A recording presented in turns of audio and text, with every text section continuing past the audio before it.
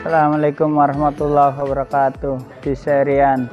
Perkenalkan, nama saya Nur Adi Purnomo, pemilik Salsa Snack. Salsa adalah bisnis grosir dan retail, sembako, buah, jajan pasar, kue kering, dan lain-lain.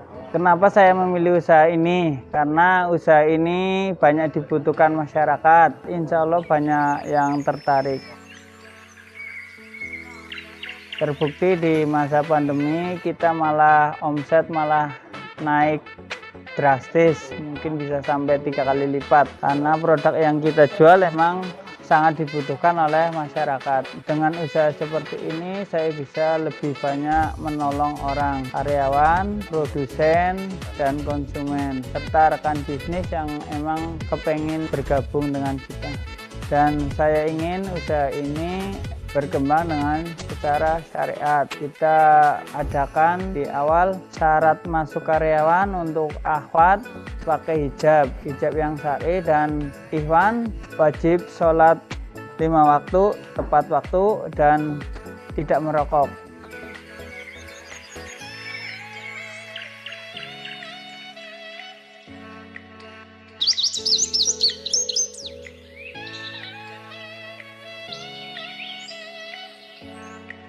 Ada kajian seminggu 2 kali, ada tahsin juga untuk akhwat dan ikhwan juga ada, jadwalnya bergantian, setiap shift seminggu ganti 1 shiftnya. Kajian manajemen juga ada, terus ada aturan karyawan masuk juga lebih banyak diutamakan untuk di mes, karena dengan adanya mes itu kita lebih mudah untuk mengontrol mereka diajak kajian lebih enak seperti itu. Alhamdulillah dengan konsep ini dari 2009 saya berdiri, omset udah mungkin naik 20 kali lipat dari awal, dan semakin banyak orang-orang yang tertolong, karyawan, UKM yang lain yang mungkin mereka butuh untuk memasarkan produknya. Untuk menjalankan ini saya dibantu manajemen dan karyawan, sampai hari ini jumlah karyawan 60-an. Terima kasih kepada semua pihak. Syukron jazakallahu khairan. Assalamualaikum warahmatullahi wabarakatuh. Assalamualaikum warahmatullahi wabarakatuh. Bisarian. Perkenalkan, nama saya Supriyanto. Saya selaku manajer Salsa.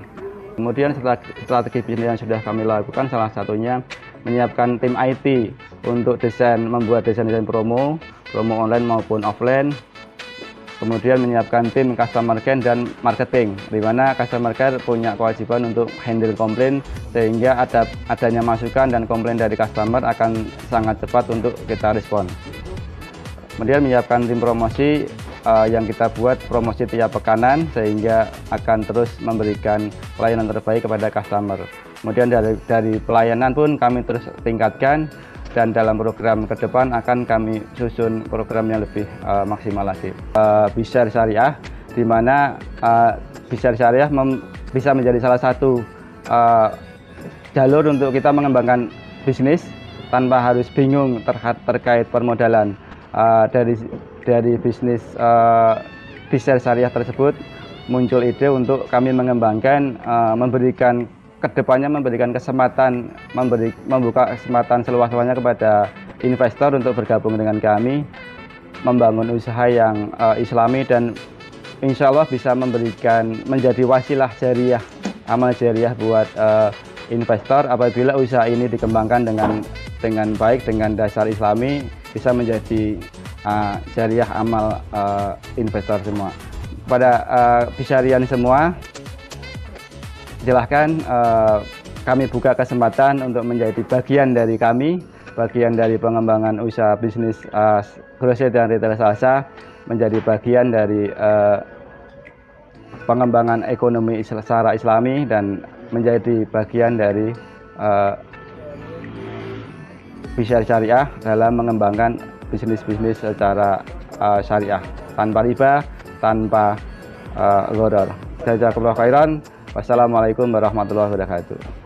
Salsa, pilihan umat, belanja hemat.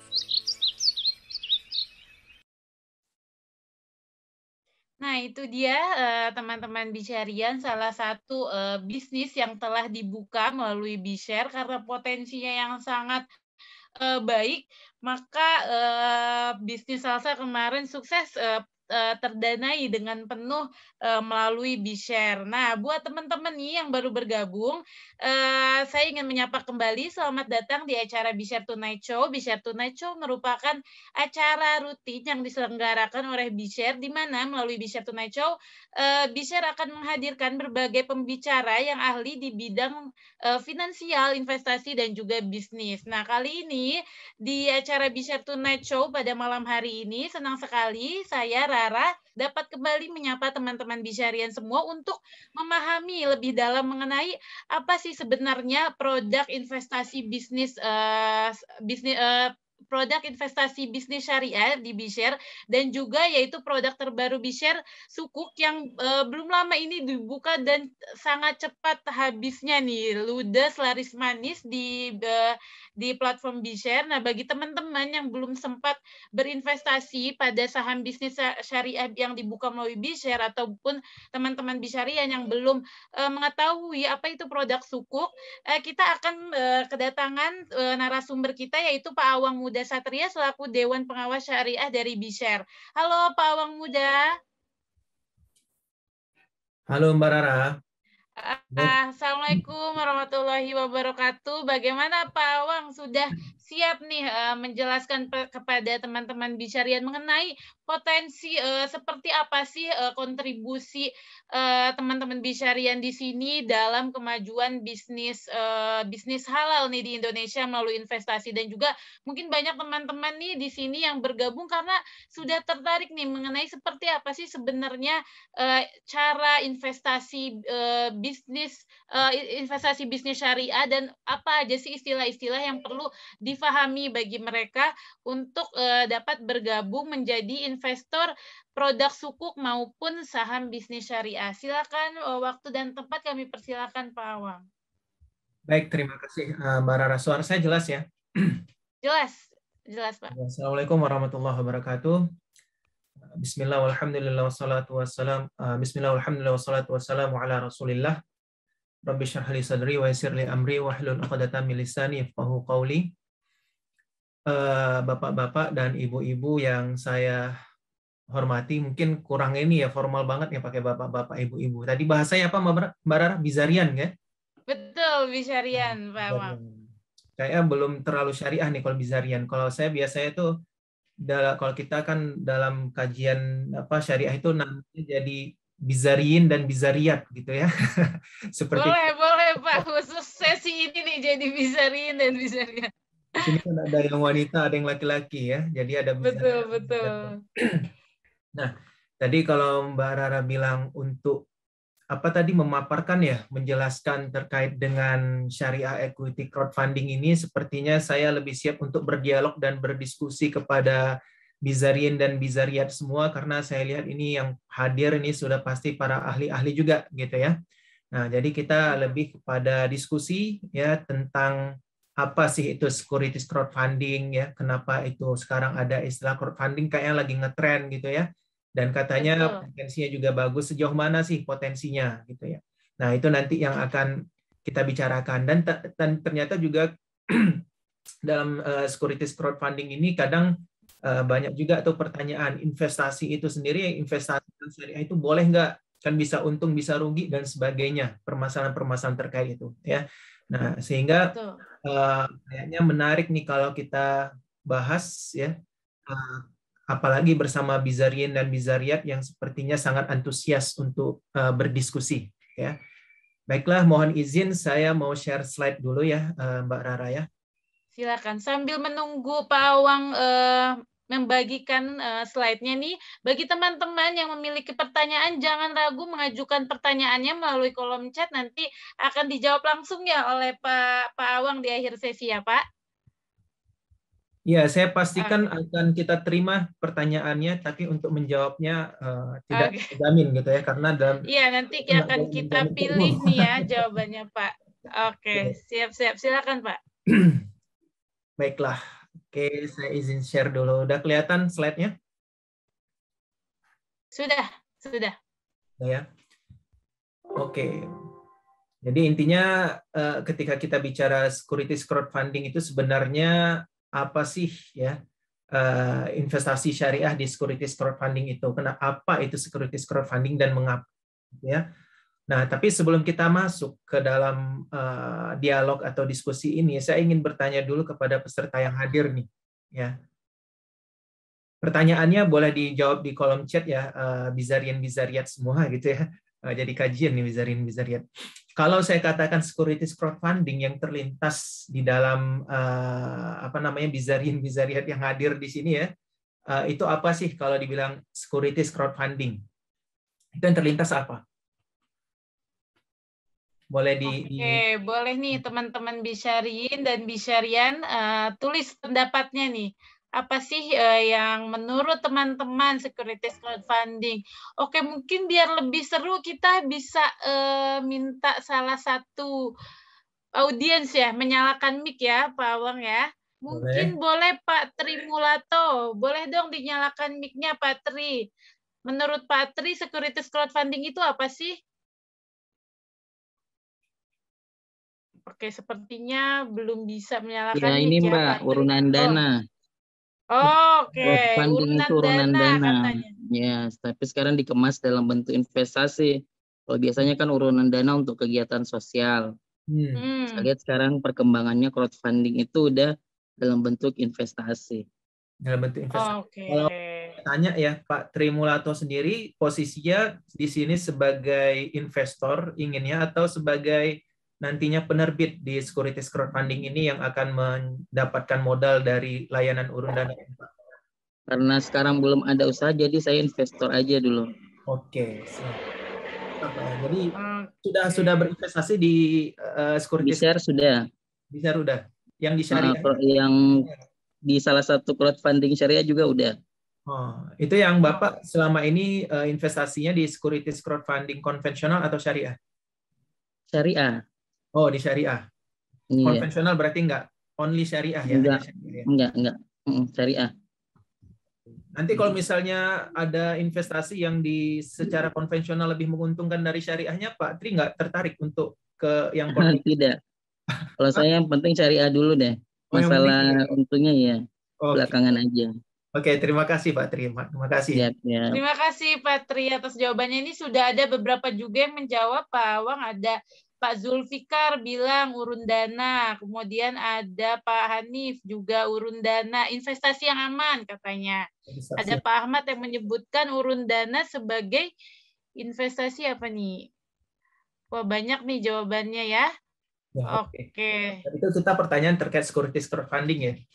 Karena kita ini istilahnya santai aja. Nah sekarang kalau saya tanya ya, kalau securities crowdfunding itu bentuknya syariah, investasi syariah, gitu ya. Nah, menurut tadi ada yang jawab, insya Allah aman gitu ya. Apakah dengan adanya kata-kata syariah itu, ya, seorang investor bisa meyakinkan dirinya, oh ini karena syariah pasti aman, nggak rugi. Apakah seperti itu? Benar atau tidak? Kalau ada kata-kata syariah pasti aman, maksudnya apakah nggak mungkin rugi? Menurut Bizariat gimana? Apakah investasi syariah itu pasti nggak rugi? Enggak juga tuh, salah. Nah, baik. Terima kasih atas jawabannya. Jadi begini, Bizariat semua, gitu ya. Nanti kita akan bicara sebenarnya syariah itu fungsinya apa ketika kita mendefinisikan investasi itu, investasi syariah itu apa ya?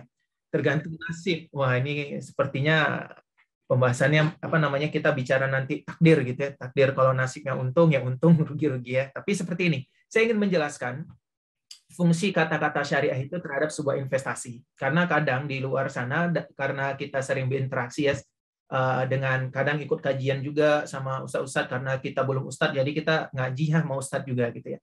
Jadi kadang ketika kita dapat bahasa syariah, seolah-olah kata syariah itu menjadi sebuah jaminan bagi kita bahwasannya ini pasti nggak rugi gitu. Ya. Kalau udah syariah, insya Allah aman dan sebagainya. Hati-hati dengan perkataan itu, karena kalau kita kaji lagi secara syariah, nanti kita akan bahas gitu ya. Syariah itu tidak menjamin bahwasannya ketika Anda bertransaksi dengan syariah, Anda tidak mungkin rugi, nggak seperti itu. Ya. Nah, jadi bisa saja meskipun kita sudah akadnya syariah, sudah misalnya syariah, ya bisa saja juga tetap adanya potensi rugi karena syariah tidak menjamin Anda pasti untung selalu. Jadi bisa juga rugi. Ya, kita pasti ayo ninggalkan riba. Kalau ninggalkan riba pasti untung. Ya, kita tanya dulu. Emang dengan hanya meninggalkan riba pasti untung. Nah, nanti kita akan bahas gitu ya. Untuk mindset pertama tentang investasi karena kebanyakan sepertinya ini para investor yang hadir ya, cocok banget. Oke, saya lanjut dulu dengan pembahasan ya. Bismillahirrahmanirrahim, kita mulai. Pertama, yang pertama itu manusia diberikan kebebasan dalam mengatur kehidupan dunianya selama tidak melakukan hal yang dilarang. Atau dalam kaidah fikih disebut pada dasarnya segala sesuatu yang terkait dengan dunia itu boleh kecuali jika terdapat dalil yang melarangnya. Nah, ini istilah umum sudah siapapun tahu gitu ya. Bahkan ini sering digunakan orang-orang untuk mengatakan oh segala sesuatu itu kan halal kecuali ada yang larangannya gitu ya.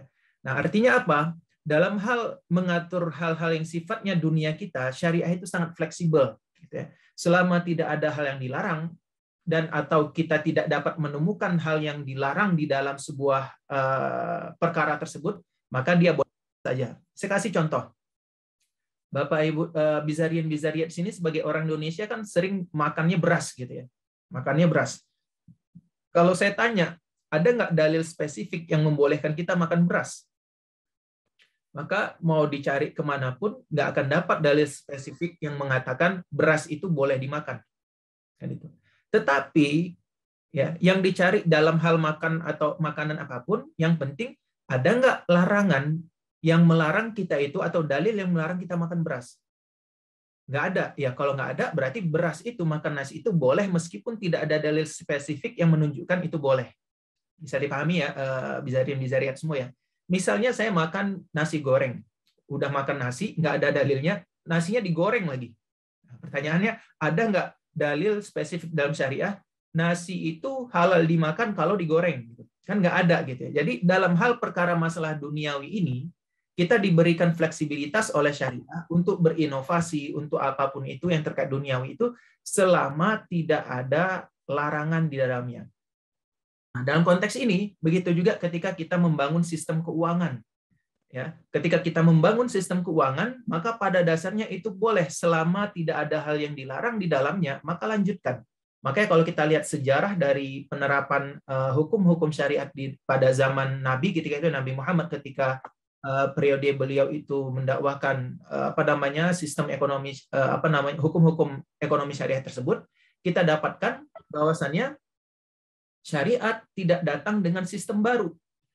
Kalau misalnya di sini yang terbiasa dengan istilah-istilah syariah ada mudharabah, murabahah, syirkah dan sebagainya, itu kan sebenarnya praktek bukan yang dimunculkan oleh syariat Islam, tetapi itu adalah praktek-praktek yang sudah berlaku dari masa-masa sebelumnya. Artinya apa?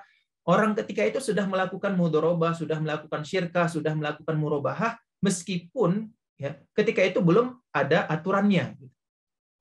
Nah, ketika datang syariat Islam, syariah menjelaskan hukum-hukumnya, maka yang dijelaskan bukan membentuk sebuah sistem baru, pengganti mudharabah atau enggak, tetapi datang dengan melarang beberapa hal yang tidak. Yang lainnya, kalau nggak dilarang, ya silakan lakukan. Makanya ketika di screening sama syariah, yang dilarang hanya yang berkaitan dengan dominannya itu terkait dengan praktek-praktek ribawi. Oh, yang riba itu dilarang. Yang terkait riba, hutang piutang yang menimbulkan riba dilarang. Nah, ketika itu mudharabah gimana? Ya karena nggak ada dilarang, orang lanjut. Syirkah gimana? Karena nggak ada larangan, orang lanjut. Murabahah gimana? Karena nggak ada larangan, orang lanjut.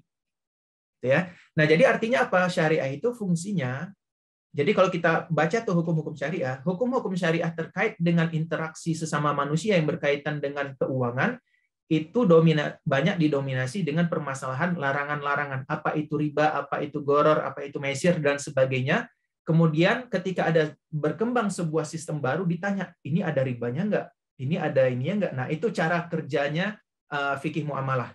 Gitu ya, Bizarian-Bizariat semua. Nah, ini juga nanti yang kita aplikasikan di security crowdfunding. Jadi ketika security crowdfunding ini hadir, jangan ditanya. Ya, misalnya, Mas Awang, nanya dong apa? Ada nggak dalilnya security crowdfunding itu zaman Nabi? Atau ada nggak dalilnya perintah yang menyatakan kita boleh investasi di securities crowdfunding? Nah, itu saya pusing nyari ya Bapak, teman-teman semua ya. Pusing nyari itu ada dalilnya atau enggak. Yang rinci lagi dalil diminta ya.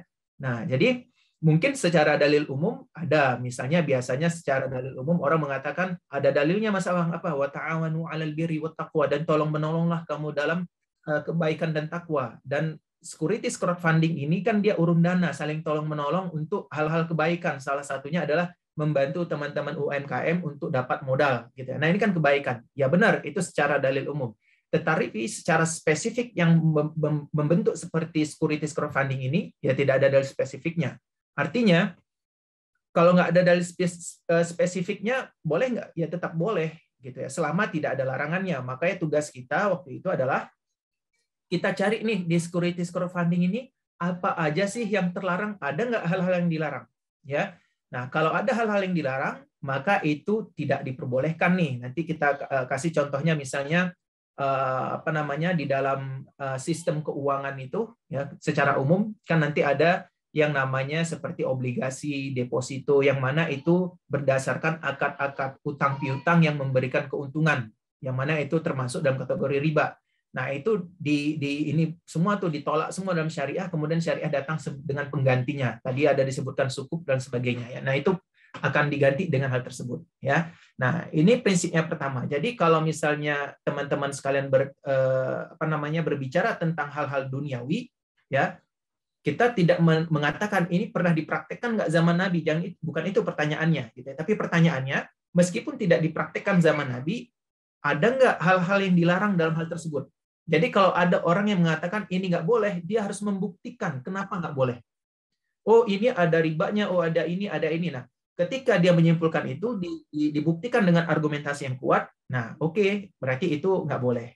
Tapi kalau hanya sekedar mengatakan ini nggak boleh, kenapa? Nggak ada zaman Nabi. Nah, itu secara hukum syariah tertolak dalam konsep fikih muamalah, gitu ya. Karena yang kita cari bukan dalil di zaman Nabi, tapi yang kita cari adalah ada nggak unsur terlarang dalam konsep tersebut. Nah, jadi intinya teman-teman semua di dalam berinvestasi itu, gitu ya. Nah, karena itu terkait dengan muamalah, maka kita bebas melakukan inovasi, mengembangkan sebuah instrumen investasi, membuat sebuah skema investasi bebas, gitu ya.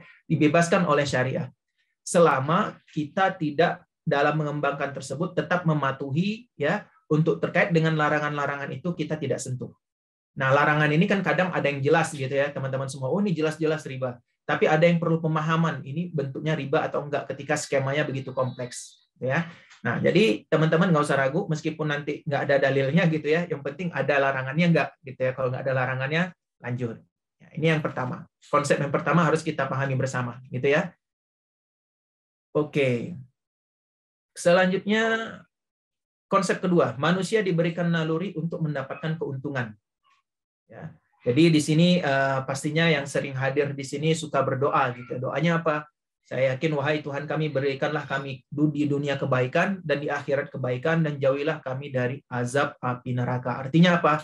Saya yakin nggak ada yang di sini itu posisinya mendoakan wahai Tuhan kami, berikanlah kami di dunia keburukan dan di akhirat kebaikan. Nggak ada. Pasti semuanya doanya karena ini berdasarkan Al-Quran yang mengatakan bahwasanya kita menginginkan kebaikan di dunia dan menginginkan kebaikan di akhirat. Nah, salah satu kebaikan di dunia adalah keuntungan dalam bisnis. Jadi keuntungan itu merupakan naluri manusia. Jadi kita berdagang itu ya pengen untung. Maka dalam syariah kita itu mendapat keuntungan ya nggak masalah dalam syariah. Karena memang dagangnya untuk untung. Nah, terkait dengan investasi, maka investasi juga ingin mendapatkan keuntungan. Nah, tapi kan manusia ini ketika dia hanya mengandalkan nalurinya, pengen punya untung, kalau tidak dibatasi sama syariah, maka dia bisa mengembangkan nalurinya itu ketika ditambah dengan akalnya, maka nalurinya itu bisa melebihi hewan buas gitu ya. Maksudnya apa? Dia buat skema-skema, dia bentuk konsep-konsep mencari keuntungan, yang mana konsep keuntungan tersebut menyedot semua harta sehingga hanya jadi milik dia. Gitu ya. Nah, itu nanti yang dikenal dengan efek dari penerapan sistem ribawi itu, di mana nanti yang kaya makin kaya, yang miskin makin miskin. Kenapa? Itu muncul dari kerakusan manusia ya, untuk dia ingin mendapatkan keuntungan sebanyak-banyaknya yang tidak dipagari oleh ketentuan-ketentuan syariah, sehingga timbullah skema-skema memonopoli dan lain sebagainya. Nah, syariah coba hadir ya untuk mengatur itu semua. Karena kan manusia ini kalau sudah berkuasa, aturan dunia bisa dia buat gitu ya. Tapi kan aturan syariah dia nggak bisa. Gitu ya. Makanya syariah ketika bicara tentang riba itu dosanya ngeri-ngeri banget gitu ya. Nah mungkin di sini teman-teman sering ikut kajian nggak tahu tuh dosanya apa aja gitu ya. Nah jadi naluri manusia yang menginginkan keuntungan itu harus dibatasi dengan aturan syariah agar apa? Dia tidak membabi buta dalam mencari keuntungan tersebut. Supaya ada batasannya. Jadi Anda boleh untung, tetapi dengan cara yang ditentukan syariah. Tidak boleh menzolimi harta orang. Gitu ya. Nah itu intinya. Jadi kalau misalnya ditanya investasi itu boleh nggak sih untuk dapat untungnya? Boleh saja dalam syariah itu mengakui naluri tersebut. Kita boleh mendapatkan keuntungan. Ya. Kemudian, jadi peran syariah adalah menjaga agar naluri tersebut tidak menghasilkan kerusakan atau fasad. Ya. Jadi syariah ini fungsinya apa? Aturan-aturan syariah melarang goror, melarang riba, melarang maisir. Nanti kalau memang perlu kita jelaskan, maka aturan-aturan itu fungsinya untuk menjaga naluri ini jangan terlalu over, jangan terlalu berlebih, ya. Sehingga dia pengen menguasai sendiri semua harta yang ada. Dia buat sistem, dia kuasai dan sebagainya, dia sogok sana, sogok sini ya dengan riswah, sehingga harta itu hanya dipegang pada diri dia. Makanya syariah itu fungsinya menjaga itu. Ya. Karena aturan syariah itu nggak bisa diotak-atik gitu ya, namanya riba haram ya haram gitu.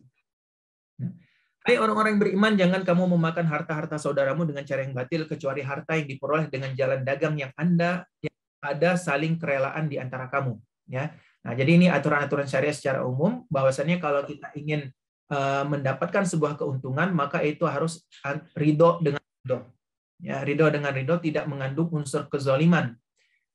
Itu fungsi dari aturan syariah tadi untuk menjaga agar naluri yang dititipkan ya oleh pencipta kita kepada diri kita yang menginginkan yang namanya keuntungan, mencintai dunia, mencintai harta dan sebagainya, agar itu dikontrol dengan aturan-aturan syariah tadi ya supaya tidak menimbulkan fasad di sistem keuangan tersebut. Nah, terus kalau kayak gitu apa sih aturan syariah terkait keuntungan gitu ya? Kalau kita tadi mengatakan boleh untung, nah ini nanti terkait dengan investasi gitu ya. Ini investasinya boleh nggak sesuai syariah nggak gitu ya? Tapi ini kayaknya chat banyak yang masuk. Coba saya baca dulu sedikit ya. Apakah setiap penerbit efek syariah selalu mendapat opini dan penelaahan dari DPS? Oke. Apakah sukuk mazhab sudah ada opini dari DPS? Apa sertifikat yang akan didapat peserta? Apakah Bizer penyelenggara SEP syariah jika umum di mana posisi DPS? Oke. Ya, nanti kita jawab di akhir ya. Kita kasih di sini dulu nih. Jadi aturan syariah terkait keuntungan. Jadi boleh nggak kita dapat untung dalam syariah? Boleh banget. Cuman aturannya seperti ini. Pertama yang biasa menjadi kaidah umum dalam keuntungan itu, pertama al-kharaj bid-dhaman. Kira-kira pengertian hasil usaha muncul bersama biaya atau hak mendapatkan hasil disebabkan oleh keharusan menanggung kerugian. Nah, pertanyaan saya, kalau kita investasi gitu ya, ketika kita investasi, ada kemungkinan rugi nggak? Maka jawabannya pasti ada. Makanya nanti kan kita harus diseleksi dulu nih profil resiko kita. Kita termasuk investor yang agresif kah, moderat kah, atau konservatif gitu ya. Itu untuk menyesuaikan kondisi kita. Kita sejauh mana kita siap menanggung resiko. Nah, kemudian yang kedua al-ghunmu bil profit muncul bersama resiko. Resiko itu menyertai manfaat. Artinya apa?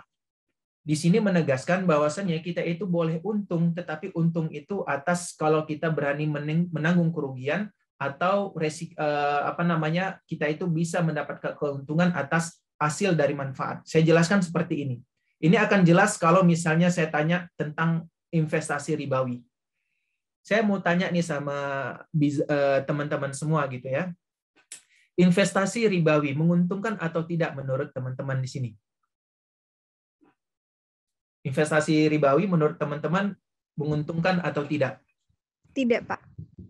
Tidak. Kenapa? Tadi siapa yang menjawab? Saya boleh ini ya, discuss dulu nih. Tadi yang mengatakan tidak siapa? Saya, Aulia. Ya, siap. Dengan Aulia. Apa sih kalau menurut Aulia itu ribawi itu tidak menguntungkan? Ribawi itu tidak menguntungkan pertama karena saya sebagai Muslim percaya bahwa riba itu akan dihukum di akhirat nanti, Pak, kalau kita mau makan harta riba. Yang pertama itu sih. Yang jelas-jelas ruginya sih itu. Tapi yang di dunia ya untuk keuntungan semata. Jadi sama aja rugi. Sama aja rugi gitu ya.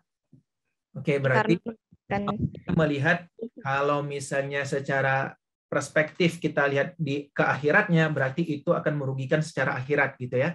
Tapi kalau di dunia itu merugikan nggak? Enggak.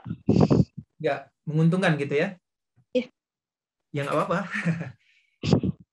Menguntungkan berarti. Jadi aspek riba ini kita harus meninggalkan aspek riba ini semata-mata karena memang itu merugikan kita secara akhirat. Benar ya? Benar. Nah, oke, nggak masalah. Cuma nanti akan menjadi diskusinya kalau misalnya kita hanya mengandalkan keyakinan terhadap akhirat gitu ya, bahwasannya riba ini hanya merugikan di akhirat tetapi di dunia menguntungkan, maka misalnya kan ekonomi syariah itu sifatnya universal. Baik bagi muslim diterapkan, bagi non-muslim juga. Siapapun bisa ikut dalam berpartisipasi sistem keuangan syariah tersebut. Nah, pertanyaannya, kalau kita hanya mengandalkan bahwasannya riba itu merugikan di akhirat, ya berarti kalau yang tidak, jangankan yang teman-teman yang lain gitu yang misalnya berbeda agama dengan kita, bahkan di kalangan muslim pun mungkin ya apa urusannya dengan akhirat, itu kan urusan saya. Masih juga mereka bertransaksi misal dengan riba karena fokusnya hanya ancamannya terkait dengan akhirat misalnya seperti itu. Berarti kan sebenarnya mau tidak mau kita tetap mengatakan investasi ribawi itu sebenarnya menguntungkan di dunia. Ya. Benar kan ya?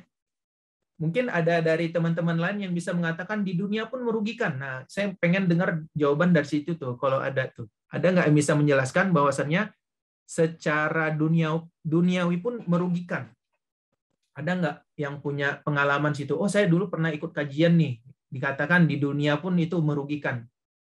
Ada yang bisa ini nggak sharing? Ada ya saya, mungkin. Pak. Ya. Kalau harta riba itu akan membawa banyak cobaan gitu, Pak. Kalau misalkan banyak uang gitu, tapi ya ujung-ujungnya banyak kebutuhan juga yang harus dikeluarin. Jadi ujung-ujungnya ya segitu-segitu aja gitu. Oke, segitu-segitu aja. Terima kasih, Mbak Aulia. Tadi Pak Brion ya, angkat tangan. Silakan, Pak. Assalamualaikum warahmatullahi wabarakatuh. Waalaikumsalam. Apakah suara saya dapat didengar dengan baik? Sangat bisa didengar, Pak. Ya, menurut saya untuk persoalan ribawi itu kalau kita tidak mau mengurangi riba yang ada, itu kita akan mendapat atau diperangi oleh Allah dan Rasul-Nya. Itu aja. Terima kasih. Terima kasih Pak Brion ya. Oke, terima kasih semua jawabannya ya, Bizariyat semua. Nah, saya coba mengulas seperti ini dari perspektif hukum syariahnya gitu ya. Ya. Nah, ini ada jawaban. Investasi ribawi menguntungkan. Ini adalah keyakinan Pak, sama saja dengan harta hasil rampok menguntungkan atau tidak. Oke, terima kasih. Ya. Nah, ini saya coba mengulasnya dari sisi syariah memandang harta ribawi tersebut. Jadi gini, ikhwas sekalian. Tadi kan kita mengatakan rumus keuntungan itu ya kita boleh mendapatkan keuntungan dari potensi atau dari manfaat yang timbul. Jadi maksudnya seperti ini. Salah satu jenis riba yang terkenal dan yang sangat besar larangannya yaitu adalah tentang riba utang piutang, ya, mendapatkan keuntungan dari utang piutang. Pertanyaannya, mengapa sih kita nggak boleh mendapatkan keuntungan dari utang piutang? Padahal kalau misalnya teman-teman lihat ya dalam struktur sistem keuangan itu, mendapatkan keuntungan dari utang piutang itu sangat banyak terjadi, bahkan itu seperti dikomersialisasi utang piutang tersebut. Saya kasih contoh. Misalnya teman-teman sekalian nabung ke bank. Bank dalam mengumpulkan dananya menggunakan konsep utang piutang ketika nabung, saving. Ketika buka deposito juga utang piutang. Yang kasih deposito, yang ngasih tabungan, dia akan dapatkan bunga berupakan riba karena bunga itu berasal dari akad utang piutang. Nah, ketika menyalurkan dana yang didapat pun, yang setelah dihimpun, itu pun dengan konsep utang piutang juga. Ya, penyaluran kreditnya itu kepada yang membutuhkan dana dengan utang piutang juga. Ya. Dan atas penyaluran tersebut, ya, maka bank juga mendapatkan yang namanya keuntungan dari utang piutang tersebut. Nah, jadi dari perbankan di situ tuh sudah mulai itu akad utang piutang dimainkan dan dikomersialisasi. Dalam pasar modal itu lebih kurang didominasi saham, misalnya paling umum disebutkan saham dan obligasi. Ya, kalau saham itu adalah penyertaan modal, istilahnya kita membeli kepemilikan perusahaan tersebut. Kalau obligasi ini surat utang. Nah, kembali lagi kita bicara utang yang dikomersialisasi. Ketika kita beli obligasi, kita akan mendapatkan kupon. Ini juga mendapatkan keuntungan dari yang sifatnya utang piutang, yang mana itu juga dikatakan riba. Sehingga utang piutang itu sangat menarik sepertinya di dalam sistem keuangan konvensional untuk mendapatkan keuntungan. Gitu ya. Nah, ternyata secara syariah itu tidak dibolehkan. Kenapa? Karena seperti ini. Saya ingin melihat dari perspektif kepemilikan, gitu ya, supaya kita lebih yakin bahwasannya ternyata ada penjelasan secara syariah terkait kenapa syariah itu melarang kita mendapatkan keuntungan dari utang piutang. Nanti kita akan bahas dalam konsep-konsep yang ada di syariah, gitu ya. Tapi kita ke ribawi dulu. Ketika kita memberikan utang kepada pihak yang menerima utang, itu di dalam syariah akad utang piutang atau qard yang disebut itu, gitu ya, itu memindahkan kepemilikan kita. Misal saya ngasih utang kepada orang 1 miliar, amin gitu ya. Mudah-mudahan saya bisa ngutangin orang 1 miliar, gitu ya. Ketika kita kasih 1 miliar nih utang kepada pihak satu orang, misalkan katanya Budi, saya kasih uang 1 miliar kepada Budi, maka secara kepemilikan ya 1 miliar itu sudah beralih kepemilikannya kepada Budi, tapi Budi punya tanggung jawab untuk mengembalikan 1 miliar kepada saya. Jadi saya tidak mempunyai kepemilikan lagi 1 miliar tersebut, sehingga Budi bisa semaunya melakukan apapun terhadap 1 miliar tersebut karena itu adalah sudah miliknya dia. Nah, tadi kita kembali kepada konsep keuntungan, ya. Makanya kadang ada yang mengatakan riba itu kenapa nggak boleh riba? Karena riba itu mengambil keuntungan tanpa ada resiko kerugian, gitu ya. Kita tanya dulu, yang maksud kerugian itu apa? Karena utang pun, teman-teman semua ya, utang pun itu pasti ada resiko juga. Apa kira-kira resiko utang? Gagal bayar, benar nggak ya? Karena utang itu menimbulkan resiko gagal bayar, seharusnya kalau memang kita itu boleh mengambil keuntungan berdasarkan resiko yang kita dapat, seharusnya utang piutang boleh dong kita dapat keuntungan. Kan ada resiko gagal bayar. Kan kayak gitu ya. Resiko gagal bayar kan ada. Jadi ternyata syariah tidak mengakomodir resiko tersebut. Tetap dalam utang piutang meskipun ada resiko gagal bayar, itu tidak boleh diambil keuntungan. Dan satu yang menegaskan bahwasannya utang itu punya resiko, Rasulullah SAW pernah berhutang kepada seorang Yahudi, dan Yahudi minta jaminannya digadai, minta arahan, sehingga Rasulullah menggadaikan baju besinya, baju perangnya. Artinya apa? Si Yahudi ini tahu utang ini ada resiko, padahal yang berhutang adalah Rasulullah SAW, ya, seorang amin terpercaya yang tidak pernah ingkar janji, gitu ya. Tapi tetap diminta jaminan. Kenapa? Karena utang itu sendiri punya resiko gagal bayar. Tapi itu tetap tidak boleh dalam syariah ngambil untung. Kenapa? Nah, kalau dalam perspektif saya menilai dari kepemilikan. Nah, tadi saya sudah minjamin 1 miliar kepada si Budi tadi ya. Kemudian si Budi, 1 miliar itu jadi milik si Budi, dan dia melakukan usaha dari 1 miliar tersebut. Kemudian dia mendapatkan keuntungan. Jadi keuntungan yang diperoleh si Budi kan atas uang dia, karena 1 miliar itu adalah miliknya si Budi. Secara kepemilikan sudah berpindah kepada Budi. Saya nggak ada kaitan lagi dengan 1 miliar, kecuali Budi harus mengembalikan 1 miliar saya, gitu ya. Tapi secara kepemilikan udah pindah kepada miliknya si Budi. Nah, jadi Budi lah yang menanggung resiko atas 1 miliar tersebut. Dia mau investasikan, ketika investasi rugi, ya ruginya dia karena uang dia sendiri. Dia mau untung, ya untung sendiri. Makanya di dalam konsep riba itu, kalau kita mensyaratkan keuntungan dari utang yang kita berikan, itu sama saja kita mengambil keuntungan dari harta yang bukan keuntungan dari keuntungan yang tidak muncul dari harta kita sendiri. Tapi keuntungan yang diusahakan orang, keuntungan yang dihasilkan dari miliknya orang, kita klaim untuk jadi milik kita. Makanya di dalam syariah, keuntungan yang bisa kita akui adalah keuntungan yang muncul dari harta kita sendiri. Nggak bisa kita, ada orang berusaha nih, orang punya usaha, dia untung dari dia. Kita klaim itu bagi sama saya jatah preman gitu ya. Nggak bisa. Itu usaha mereka dan sebagainya, kita nggak bisa klaim. Nah, dalam utang piutang seperti itu juga. Jadi ketika kita serahkan uang tersebut kepada si peminjam atau yang mengutang, ya udah itu uangnya mereka, mau mereka apain terserah mereka, mau rugi ya itu uang mereka, mau mau untungnya uang mereka gitu ya. Nah, tapi ya itu berkewajiban untuk mengembalikan sebatas pinjaman yang kita berikan karena kita sudah melepas kepemilikan tersebut. Tapi kalau misalnya yang menerima hutang, kayaknya kemarin saya waktu menggunakan dipinjam ini saya merasa terbantu, kemudian dia kasih tuh ada istilahnya hadiah lah untuk yang telah membantu dia. Ya nggak masalah kalau tidak dipersyaratkan di awal kan gitu. Jadi dalam perspektif kepemilikan ya, jadi riba itu sama dengan kita itu mengambil keuntungan dari jerih payah orang lain, dari harta orang lain. Dan itu dilarang secara syariah. Syariah mengatakan kalau Anda ingin untung dari harta Anda sendiri.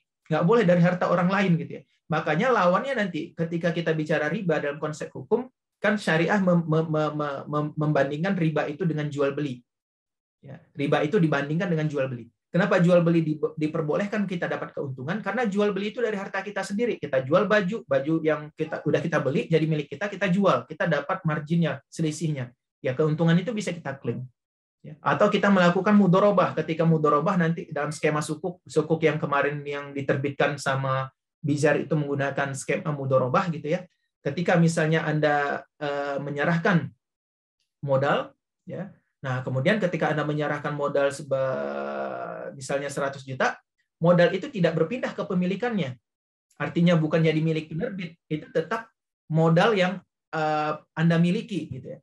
Nah, sehingga ketika modal yang Anda berikan kepada sohibul akmal atau yang melakukan usaha ini terjadi timbul yang namanya keuntungan itu berasal dari harta kita sehingga kita bisa klaim. Ya, kita klaim itu untungnya itu berasal dari harta yang saya kerjasamakan dengan Anda gitu ya. Kita bagi hasilnya. Ya boleh, nggak masalah karena itu hasil dari harta kita. Jadi riba itu sekali lagi teman-teman sekalian, artinya tadi kita ketika melakukan riba itu kita mengambil keuntungan dari sesuatu yang muncul bukan dari harta kita. Itu pertama. Kemudian aspek lainnya adalah riba itu ketika kita menjalankan konsep riba itu akan mengambil harta tersebut menyedot kepada orang-orang kaya. Ilustrasinya seperti ini. Kalau kita lihat dalam syariah gitu ya, teman-teman semua, ada pemodal atau orang kaya, ada orang miskin di bawahnya. Ada kaya, ada miskin di bawahnya, gini ya bentuknya kira-kira. Yang kaya di atas, yang miskin di bawah, yang menerima. Nah, dalam syariah, kalau orang kaya ingin mendapatkan uang dari si miskin, maka dia harus melakukan proses niaga.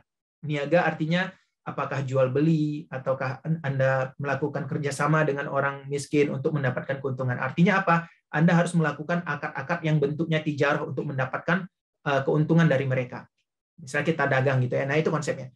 Tapi sedangkan hubungan antara orang miskin dengan orang kaya itu kita menggunakan akad-akad yang namanya sosial. Jadi orang kaya itu ketika dia berhubungan dengan orang miskin harus dengan akad-akad komersil kalau mendapatkan keuntungan, sedangkan orang miskin untuk mendapatkan harta dari orang kaya itu dengan akad-akad yang namanya akad-akad tabaru, akad-akad sosial.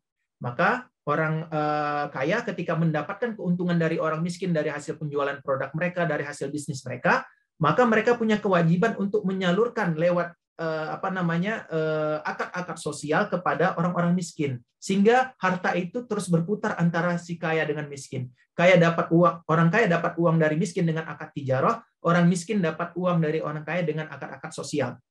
Apakah itu hibah, sedekah dan sebagainya. Sehingga ekonomi terus berputar, nggak kering nih uang di masyarakat yang kelas bawah gitu ya. Mereka terus tersokong dengan adanya akad-akad sosial. Nah, bayangkan salah satu akad sosial adalah akad qard. Ya, akad qard ini termasuk akad tabaru karena tidak boleh mengambil profit. Nah, tapi dalam sistem ekonomi konvensional, akad yang seharusnya dia berfungsi sebagai akad sosial, yaitu membantu orang-orang masyarakat kelas bawah gitu ya, digunakan sebagai instrumen komersil, difungsikan sebagai komersil. Nah, sekali lagi karena riba, konsep ribawi itu adalah mengambil keuntungan dari harta yang bukan harta kita, maka ketika dengan konsep riba ini mengambil keuntungan dari denda, jadi ini harta bisa kesedot nih sama orang-orang di atas semua.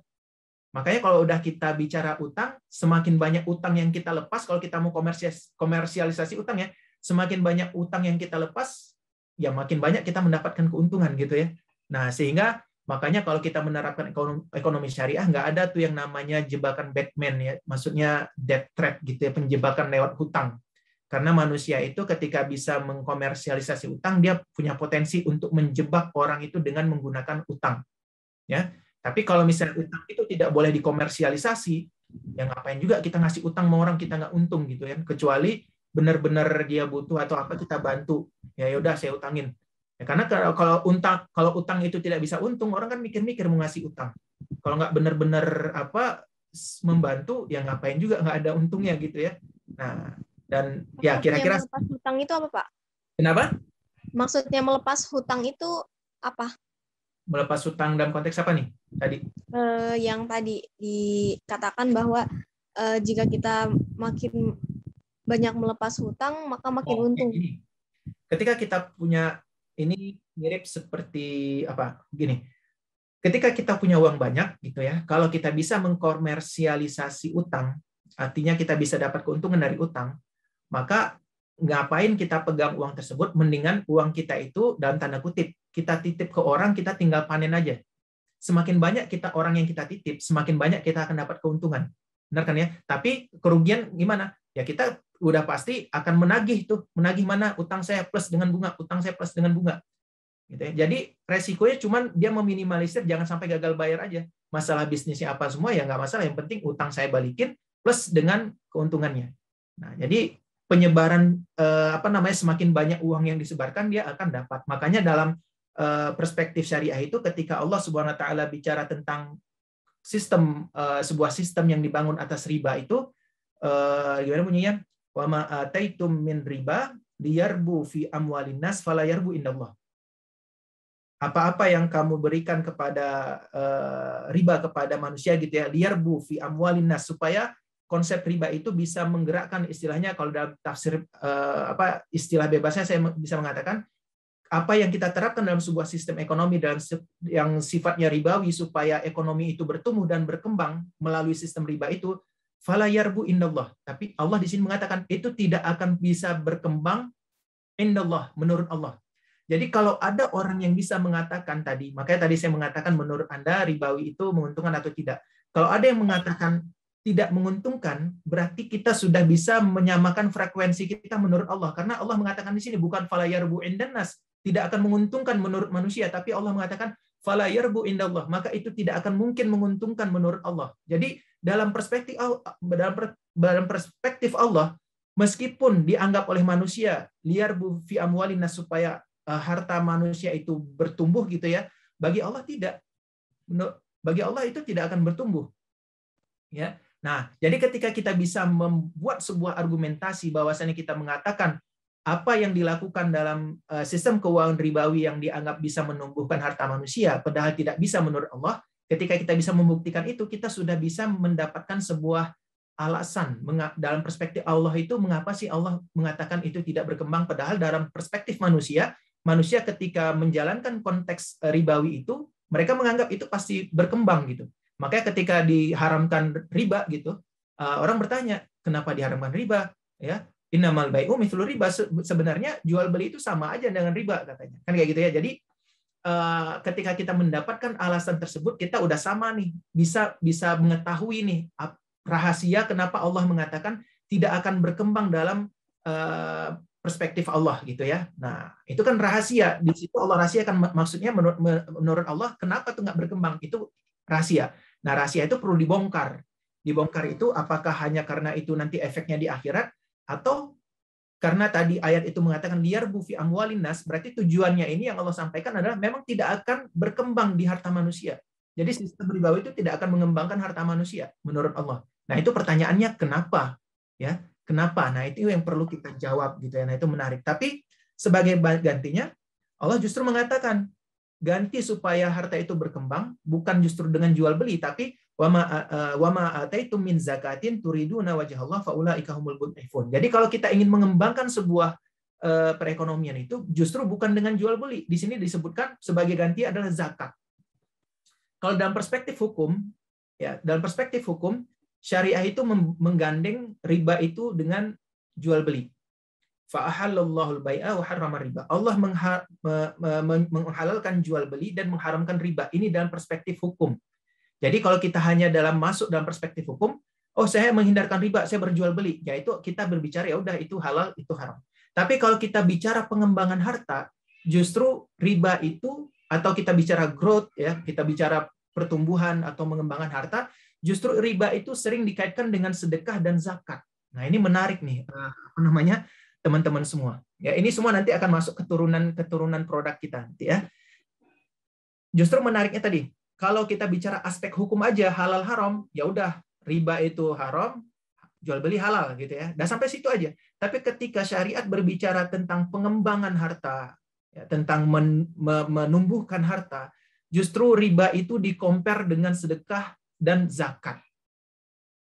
Kan menarik gitu ya. Tapi kalau kita paham tadi konsep bahwasannya sedekah dan zakat itu cara orang bawah mendapatkan harta dari orang atas, artinya apa? Ketika zakat dan sedekah ini digalakkan, maka ekonomi itu terus berputar. Ketika berputar, siapa sih yang diuntungkan? Ya, diuntungkan keuntungannya bersama karena terus bergerak. Ya. Karena orang miskin terbantu daya belinya, ya orang kaya ketika memproduksi ada yang beli, kan kayak gitu ya, ada yang membeli barangnya. Nah, dengan sedekah dan zakat itu terus berputar. Nah, seperti itu. Jadi konsepnya makanya riba akad utang piutang itu dijaga, itu tidak boleh menghasilkan keuntungan supaya tidak merusak sistem tadi. Kira-kira seperti itu ya, teman-teman sekalian, sebagai diskusi kita tentang ya riba gitu ya. Jadi menarik tuh pembahasan tentang riba, selain tentang dosa-dosanya ternyata secara sistemnya juga bisa rasional gitu ya, bahwasannya memang kalau riba itu terlalu merajalela, kasihan nih golongan yang di bawah nih. Harta kita cuman istilahnya melakukan sesuatu untuk yang sebenarnya itu harta kita, tetapi nanti diambil sama orang lain gitu ya. Nah, sekarang kalau sebagai investor gitu ya, sekarang ambil posisi Anda. Kalau kita sebagai investor, ya kita mau berada di mana? Ya, apakah mau di posisi, kalau saya bilang ini kuadrannya yang sebelah kiri layar atas ini 1 ya, yang kiri kanan atas 2, kanan bawah 3, kiri bawah 4, maka posisi kita pastinya yang ideal, saya nggak akan menanyakan, pasti semuanya pengen di posisi yang 2 ini, yang akhirat untung, yang dunianya untung, gitu kan? Atau di sini ada yang pengen yang penting untung akhirat, rugi dunia terserah, nggak masalah gitu. Mungkin ada juga gitu ya. Tapi berdasarkan doa tadi tuh, ya Tuhan kami berikanlah kami kebaikan di dunia dan kebaikan di akhirat, pasti kita pengennya masuk ke dalam ranah yang ini nih, untung dunia dan untung akhirat. Cuman kalau kita lihat dari motivasi yang diberikan oleh syariat tentang keuntungan gitu ya, maka keuntungan yang dipaparkan syariat itu kebanyakan itu terkait dengan keuntungan akhirat. Kenapa? Karena keuntungan akhirat itu sering terlupakan. Sedangkan keuntungan duniawi itu jarang terlupakan, jadi nggak perlu diingatkan. Manusia itu nggak akan lupa dengan dia harus mencari keuntungan duniawi. Jadi nggak perlu diingatkan pun, ya mereka ya pasti pengen untung dunia gitu kan, itu nggak perlu diingatkan. Tapi terkait akhirat orang sering lupa, makanya sering diingatkan keuntungan di akhirat. Begitu juga kerugian kalau di dunia nggak usah diingatkan pun orang pasti menghindari nih kerugian dunia. Tapi kerugian di akhirat ini sering terlupakan. Tadi seperti riba tadi ya. Nah itu sering terlupakan bahwasannya di akhirat efeknya sangat pedih dan sebagainya, kata-kata ustadz kita yang dinukil dari Al-Quran. Nah ini harus diingatkan. Nah, jadi sebagai misalnya investor, ya, baik dari kalangan apapun, kita melihat keuntungan dunia dan keuntungan akhirat. Dan ternyata riba itu nanti ada add value-nya juga. Ketika kita meninggalkan investasi ribawi, itu ada bagusnya juga gitu ya. Artinya kita tidak, nilainya adalah kita tidak mengambil keuntungan dari harta orang lain, ya, keuntungan yang timbul dari harta orang lain. Tapi kalau kita mengambil riba, ya itu artinya kita mengambil keuntungan dari harta orang lain, yang timbul dari harta orang lain. Nah, sekarang ketika kita bicara investasi berkah, maka apa itu investasi berkah? Investasi berkah adalah investasi yang memberikan keuntungan secara harta dan didapat dengan cara yang halal. Ya. Maka kita jelaskan bahwasannya kita menghindari riba itu terkait dengan cara yang halal. Tapi kalau kita ingin untung, itu beda lagi pembahasannya. Jadi nggak menjamin ketika cara yang Anda gunakan halal itu, Anda pasti untung secara harta. Itu dua konteks yang berbeda. Jadi kalau ada yang mengatakan, yuk tinggalkan riba, kita pasti untung. Kita harus benar-benar paham maksud dari kata-kata itu apa. Karena kalau kita lihat benefit dari meninggalkan riba itu, sepemahaman saya selama ikut kajian dari ustadz-ustadz kita, nggak ada tuh keuntungan kita pasti untung. Yang ada adalah kita terhindar dari dosa. Karena itu terkait dengan pertanggungjawaban cara kita halal atau haram. Jadi kalau kita meninggalkan riba, yang bisa kita pastikan pendapatan kita halal, bukan pendapatan kita untung. Gitu ya. Nah kalau untuk keuntungan, kalau keuntungan ini kita bermain dari sisi hitungan-hitungan kita. Kita mau investasi ini, kita lihat ini kira-kira tempat kita investasi ini bagus atau enggak. Ini ada orang minta modal ke saya, akan melakukan bagi hasil. Saya lihat, apanya nih yang saya lihat? Dia orangnya apakah amanah atau bukan hanya amanah, tetapi dia jago dalam bisnis. Amanah saja nggak cukup, amanah tapi kalau nggak jago bisnis, ya rugi juga kan gitu ya. Nah itu analisa kita kan gitu, itu diserahkan kepada analisa kita. Jadi kita bisa untung bisa rugi dengan cara yang tetap halal gitu ya, ruginya halal, untungnya juga halal. Makanya di dalam pertanyaan di akhirat itu kan nanti kita nggak bisa melangkahkan kaki kita kecuali sudah ditanyakan salah satu dari 4 hal. Salah satunya tentang harta itu ditanya 2. Dari mana kita mendapatkan dan kemana kita nafkahkan. Artinya dari mana dan kemana itu terkait dengan cara. Apakah yang kita dapatkan itu dengan cara yang benar, halal, dan kita keluarkan juga dengan cara yang halal. Bukan berapa banyak gitu ya. Jadi kalau kayak gitu nggak penting dong banyak, penting dong. Kan pertanyaan, kan jawab, kan nanti meskipun kita dapatnya sedikit, kalau dengan cara yang nggak benar, ya tetap juga kan gitu, nggak benar juga. Tapi kalau dapatnya banyak dengan cara yang benar, ya lebih baik kan kayak gitu. Ya, jadi masalahnya bukan banyak sedikit, tapi pertanyaannya dari mana Anda dapatkan. Kalau misalnya dapatnya sedikit, udah dapatnya sedikit, caranya juga nggak halal. Nah ini kan masalah kan gitu ya. Nah mendingan kalau kayak gitu Mas Awang mendingan banyak tapi cara yang nggak halal. Nggak gitu juga. Yang penting itu dapat banyak cara halal gitu ya. Nah, begitu juga kita mengeluarkannya caranya gimana, halal atau tidak. Nah, ini yang disebut dengan investasi berkah. Nah, sekarang kita masuk ke dalam tema bahasan kita sebagai investor. Sebagai investor, pasti yang kepikiran itu bagaimana sih cara mendapatkan hasil, mendapatkan imbal hasil gitu ya dari harta yang kita anggap mungkin ini nganggur nih, saya punya modal, gimana ya cara supaya harta ini berkembang gitu ya, nggak berkurang. Nah, sedangkan pengusaha sohibul amal, dia berpikirnya bagaimana ya cara mendapatkan modal, saya pengen berekspansi bisnis saya nih, gimana supaya dapat modal nih, kemana saya harus mencari modal gitu ya. Nah, ini atas dasar ini muncul kebutuhan. Kebutuhan apa? Si investor dia pengen mendapatkan imbal hasil yang dihasilkan dari harta dia, tapi dia nggak tahu cara bagaimana mengembangkan hartanya tersebut. Ya, sedangkan pengusaha tahu nih cara mengembangkan harta, tetapi dia nggak punya hartanya. Nah, berarti kan ini kedua ini harus dipertemukan nih, antara investor dengan pengusaha ini harus dipertemukan. Nah, kan gitu ya. Nah, ternyata ada kebutuhan baru. Kebutuhan barunya apa? Sekarang ada investor-investor yang sudah mulai tumbuh nih, terutama di Indonesia. Ya. Apa tuh yang tumbuh? Investor-investor yang menanyakan, oke, saya investasi, tapi ini sesuai syariah nggak? Selain imbal hasilnya bagus, ini sesuai syariah nggak? Ternyata muncul kebutuhan seperti ini, dan itu mulai banyak juga gitu ya. Dan pengusahanya, atau kalau kita bicara securities crowdfunding, UMKM-nya gitu juga, ya. Dia nanya juga nih, saya pengen nih, saya perlu modal, tapi ada nggak ya permodalan yang kalau saya dapat modal tapi sesuai syariah? Nah, muncul kebutuhan baru, gitu ya. Nah, ini kan mencari susah, ini juga mencari susah. Maka perlu nanti yang namanya, sebelumnya saya kasih kisah ini dulu. Nih ada kisah dari Sa'ad bin Rabi' ya, orang kaya Madinah menawarkan modal kepada Abdurrahman bin Auf. Mungkin teman-teman sekalian sudah tahu nih kisahnya, di mana Abdurrahman bin Auf ini adalah seorang saudagar kaya ketika di Mekah, ya, kaya banget nih.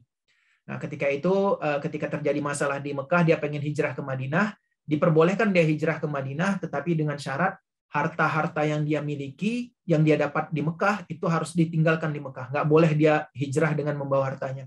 Bagi Abdurrahman bin Auf yang sudah punya mindset berbisnis, sudah tahu cara berbisnis gitu ya, ya dia nggak susah-susah kan gitu. Harta itu dia dapat dari bakat atau keahlian dia. Yang penting jangan keahlian dia aja yang hilang, kan kayak gitu ya. Masalah mengulangi keberhasilan dia ya itu santai aja gitu ya, meskipun hartanya ditinggalin, nanti ke Madinah ulangi pola yang sama, lakukan hal yang sama. Kalau memang ini ya situasinya sama, maka itu akan kembali lagi gitu. Nah, ternyata Abdurrahman bin Auf meninggalkan Mekah dengan tanpa modal sama sekali. Sampai di Madinah. Madinah ini Sa'ad bin Rabi ini posisinya sebagai investor. Si investor ini kan dia ingin mendapatkan imbal hasil, dan dia melihat Abdurrahman bin Auf ini adalah seseorang yang kalau dia investasi kepada Abdurrahman bin Auf ini saya bisa mendapatkan imbal hasil juga nih. Kira-kira seperti itu gitu ya. Nah, dia tahu Abdurrahman bin Auf ini punya track record bagus di Mekah, seorang saudagar bagus. Nah, sekarang dia datang ke Madinah tanpa modal. Selain dia ingin membantu Abdurrahman bin Auf untuk memodali dia untuk supaya dia bisa usaha lagi, ya sebagai investor, ya pasti dia akan mendapatkan imbal hasil juga nih dari kerjasama dengan Abdurrahman bin Auf. Ternyata Abdurrahman bin Auf dia menolak, dia nggak mau, karena dia tahu yang pertama dilakukan itu sebenarnya bukan modal, tapi saya pengen tahu pasarnya apa dulu. Tunjukkan saya mana pasarnya. Jadi dia menganalisa pasar dulu di Madinah. Tunjukkan saya mana pasarnya. Dia tanya sama Sa'ad bin Rabi. Tunjukkan saya mana pasarnya. Tunjukkan, ini pasar Madinah. Setelah dianalisa, oh ternyata di Madinah ini cara kerjanya, cara sistem pasarnya seperti ini, maka yang harus saya lakukan seperti ini. Sehingga dia bisa kaya lagi tuh dalam waktu yang singkat, dia bisa menjadi kaya lagi orang di Madinah. Bahkan Abdurrahman bin Auf ini susah jadi miskin ya ceritanya ya. Teman-teman semua ketika dia mendengar sebuah pesan bahwasannya dia akan orang yang lama masuk surga karena banyak hisapnya kan hartanya, dia jadi pengen, ya udah saya pengen miskin aja deh. Cara miskinnya gimana? Dia beli kurma yang membusuk karena setelah terjadi ada sebuah perperangan ketika itu, setelah balik ke perperangan, dia pengen miskin. Jadi Abdurrahman bin Auf ketika pengen miskin, dia lihat ada kurma-kurma para sahabat yang lain itu sudah membusuk. Kemungkinan nggak laku dijual. Maka sahabat-sahabat yang lain itu pasti mengalami kerugian. Oleh karena itu dia beli kurma-kurma tersebut dengan harga yang pantas gitu ya, maksudnya harga wajar, dengan niat saya pasti akan rugi setelah ini. Ternyata apa yang terjadi teman-teman semua? Nah, ini di luar skenarionya Abdurrahman bin Auf gitu. Ternyata di Yaman sedang ada wabah penyakit yang obatnya adalah kurma busuk. Sehingga Raja Yaman itu mengutus utusannya ke Madinah untuk mencari kurma busuk. Ternyata kurma busuk udah diborong semua sama Abdurrahman bin Auf. Dibeli lagi nih dari Abdurrahman bin Auf. Akhirnya Abdurrahman bin Auf kaya lagi. Nah, jadi Abdurrahman bin Auf ini nggak tahu cara miskin kayaknya ya. Jadi dia kaya melulu nih. Nah, itu kira-kira Abdurrahman bin Auf. Intinya apa yang ingin saya sampaikan? Intinya adalah investor akan mencari ya orang-orang atau usaha-usaha yang kemungkinan itu bisa menghasilkan keuntungan bagi dia. Kan kayak gitu.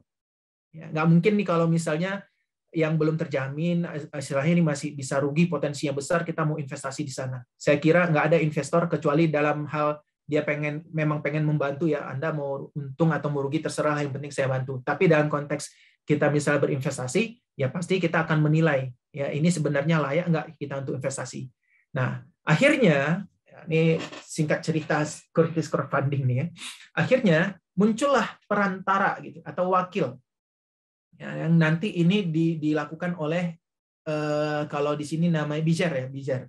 Nah, dilakukan oleh Bizar, di mana Bizar ini berfungsi sebagai perantara antara investor dengan pengusaha. Jadi dia berfungsi sebagai mempertemukan investor yang bingung mau investasi kemana dengan pengusaha yang bingung mau cari modal kemana. Apalagi yang sesuai syariah, gitu ya. Nah, di tengah kebingungan itu, si Bizar mencoba membuat sebuah aplikasi untuk mempertemukan investor dengan pengusaha ini. Ya, nah setelah ditemukan, ya nanti berkembang lagi, ya caranya dengan cara urun dana, investor ini nanti mengumpulkan dana, ya pengusaha mendapatkan dana. Jadi kira-kira itulah asal mula securities crowdfunding ya, Bapak teman-teman semua. Jadi securities crowdfunding itu adalah layanan yang istilahnya mempertemukan antara investor dengan pengusaha ya, yang membutuhkan modal dengan sebuah platform urun dana. Ya, dikatakan urun dana karena nanti kita bareng-bareng ngumpulin. Oke, kita sampai jam berapa Mbak Rara? Kok saya keasikan ngomong sendiri nih? Mbak Raranya pun sebenarnya 8.30 Pak Mas Awang, cuman mungkin boleh dilanjut aja ya. Oke, sebentar lagi. Oke, silakan. Dan teman-teman juga kayaknya masih asik nih ngedengerin pemaparan dari Pak Awang. Asal jangan asiknya makin menina bubuk kan gitu ya. Lama-lama bubuk lagi. Oke. Kita lanjut ya, tadi sampai dipertemukan nih sama Bizar yang berusaha mempertemukan investor yang investor tadi dengan pengusaha tadi melalui sebuah platform yang mana ini memudahkan gitu ya.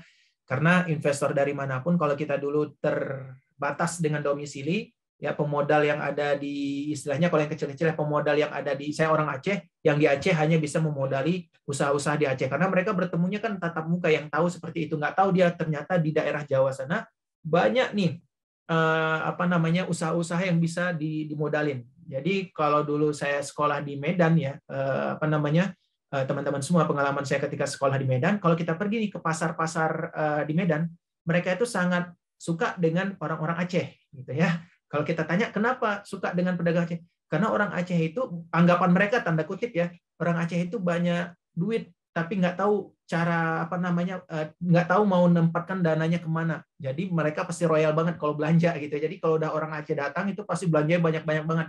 Nah sama dengan kalau kita orang Indonesia datang ke Mekah, itu pedagang-pedagang itu senang banget kalau orang Indonesia gitu. Makanya mereka berlatih supaya bisa berbahasa Indonesia gitu ya. Karena orang Indonesia terkenal rajin belanja di sana untuk membantu ekonomi di sana juga berarti ya kalau belanja di sana. Nah, seperti itu. Nah, dengan adanya layanan urun dana ini, karena dia platformnya digital, jadi dia bisa nih mempertemukan investor dari manapun dengan pemodal dari manapun. Nah, kemudian ada kelebihannya di mana? Gitu ya. Nah, kita mungkin sebelum masuk ke selanjutnya, saya ingin jelaskan ini dulu nih. Jadi kelebihannya di mana? Kelebihannya mempermudah akses memodal dalam mencari pengusaha dan juga sebaliknya. Nanti ini membantu UKM-UKM ini supaya dia layak menjadi usaha yang layak investasi. Artinya apa? Kan investor kalau mau investasi nggak mungkin dong investasi di tempat sembarangan, gitu ya. Nah nanti Bizar akan membantu UMKM bagaimana supaya mereka ini layak untuk kita taruh uang di dalamnya. Pasti yang dikatakan layak itu ya secara laporan keuangannya rapi, ya kita bisa meminta laporan keuangannya. Padahal UMKM yang begitu banyak di Indonesia, banyak yang sebenarnya layak kita untuk berinvestasi di tempat tersebut, tapi karena belum ada laporan keuangannya, masih manajemennya masih berantakan, jadi kita masih ragu-ragu gitu ya. Bahkan kita masih ini nanti uang saya balik nggak gitu ya, meskipun sebenarnya keuntungannya besar. Nah, itu dibenerin nih sama Bizar istilahnya, di manage gitu ya, dirapikan, ada laporan keuangannya, ada ini sebagainya, dirapikan lah ya manajemen keuangannya dan manajemen operasionalnya, sehingga nanti investor itu mendapatkan UMKM yang sudah layak investasi. Tadi makanya Abdurrahman bin Auf, kenapa tadi sahabat tadi ingin berinvestasi di Abdurrahman bin Auf? Karena dia menganggap Abdurrahman bin Auf ini adalah orang atau pihak yang layak untuk saya titipkan dana kepada dia atau saya modalin, karena saya akan untung gitu ya. Nah, kita kan sekarang mencari nih Abdurrahman bin Auf selanjutnya gitu ya. Nah, kalau kita bicara konteks CF, UMKM yang punya semangat seperti Abdurrahman bin Auf, bukan hanya semangat, tetapi skill seperti Abdurrahman bin Auf. Nah itu dibantu tuh sama Bizar, laporan keuangannya dan sebagainya, sehingga kalau dia ingin menerbitkan, apakah itu nanti berupa menerbitkan saham atau menerbitkan sukuk, nah itu nanti dibantu penerbitannya, dirapikan laporan keuangannya dan sebagainya, sehingga investor lebih bisa melihat secara utuh ini bisnisnya layak investasi atau tidak. Nah, karena udah di screening sama Bizar, maka seharusnya itu sudah layak investasi, kan gitu ya. Nah, lanjut saja Mas, saya temani sambil ngetik skripsi Syauqi. Waduh, semoga terbantu ya, jangan justru jadi kacau skripsinya. Kemudian mendorong sektor real, ekonomi sektor real. Nah, saya lumayan senang dengan apa yang dilakukan Bizar ini, teman-teman sekalian, karena memang ketika kita melakukan investasi di securities crowdfunding ini memang betul-betul membantu UMKM karena dananya akan dimanfaatkan UMKM untuk menggerakkan roda bisnis mereka.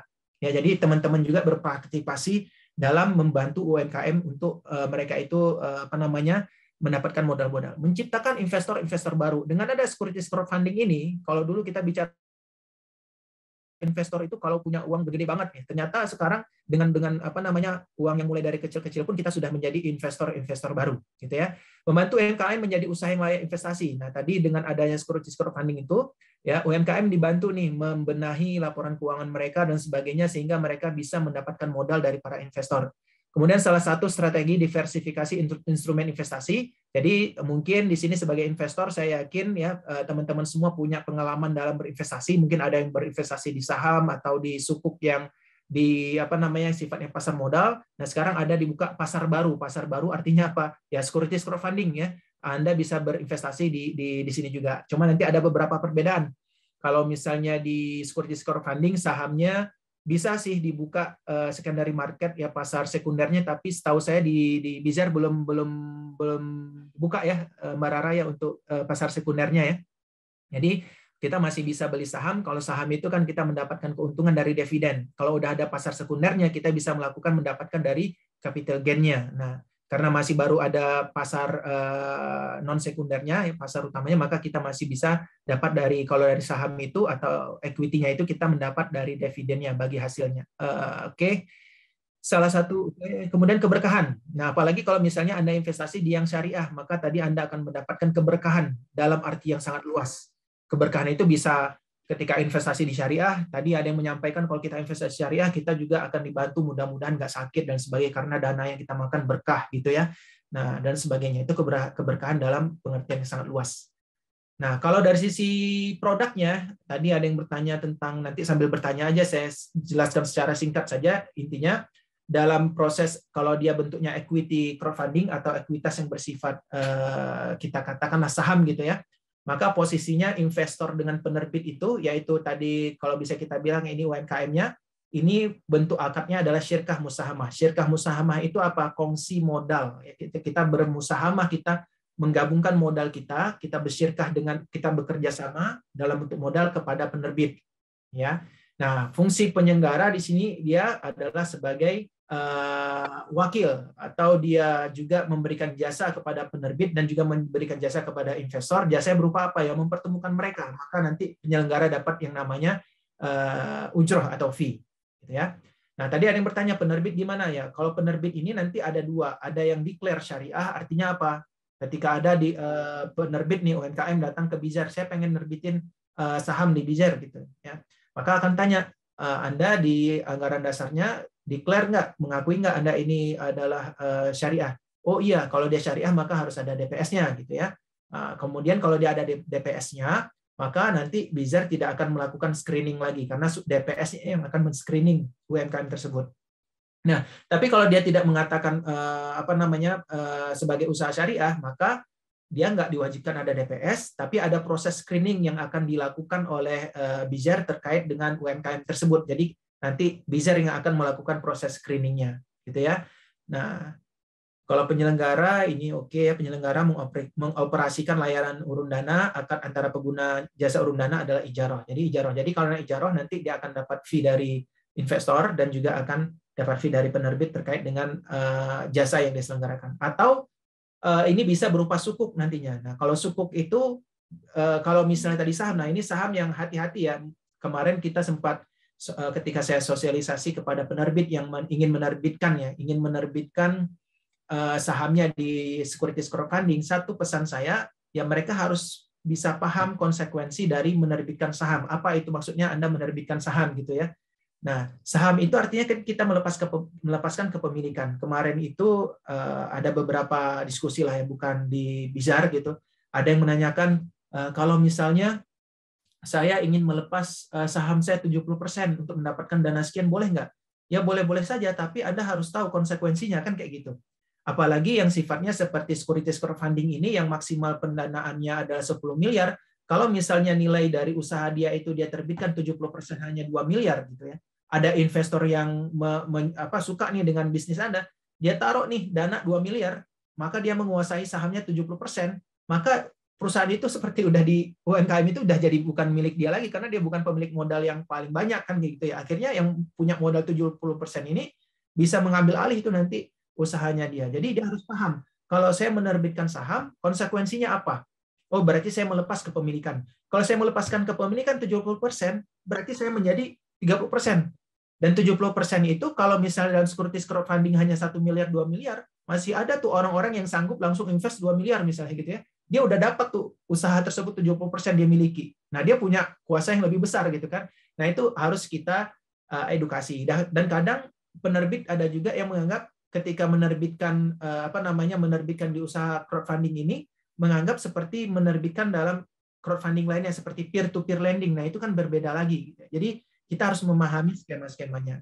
Nah, itu dari sisi penerbit. Jadi penerbit harus mengetahui konsekuensi ketika dia menerbitkan sebuah istilahnya saham tadi ya, share dari segi saham dia, syirkah musahamah tadi. Ketika dia menerbitkan selepas 70%, apa konsekuensinya? Kalau 30%, apa konsekuensinya? Dia harus paham.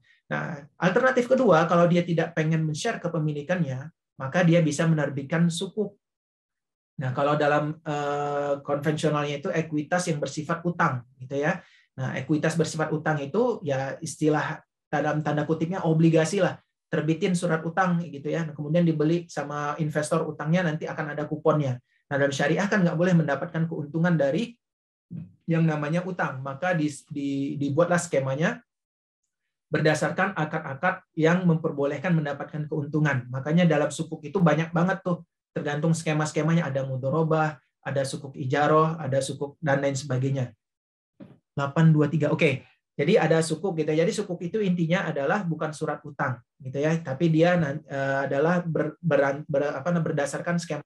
Nanti ada mudharabah, ada ijarah dan sebagainya. Kalau mudharabah berarti kita kongsi modal dengan kita ngasih modal kepada si penerbit menggunakan modal tersebut nanti akan dibagi hasil dan lain sebagainya ya. Jadi mungkin untuk waktu saat ini itu yang bisa saya sampaikan. Yang selanjutnya mungkin kita boleh baca dulu nih pertanyaan-pertanyaan di ini Mbak Rara ya, untuk sampai 8.30.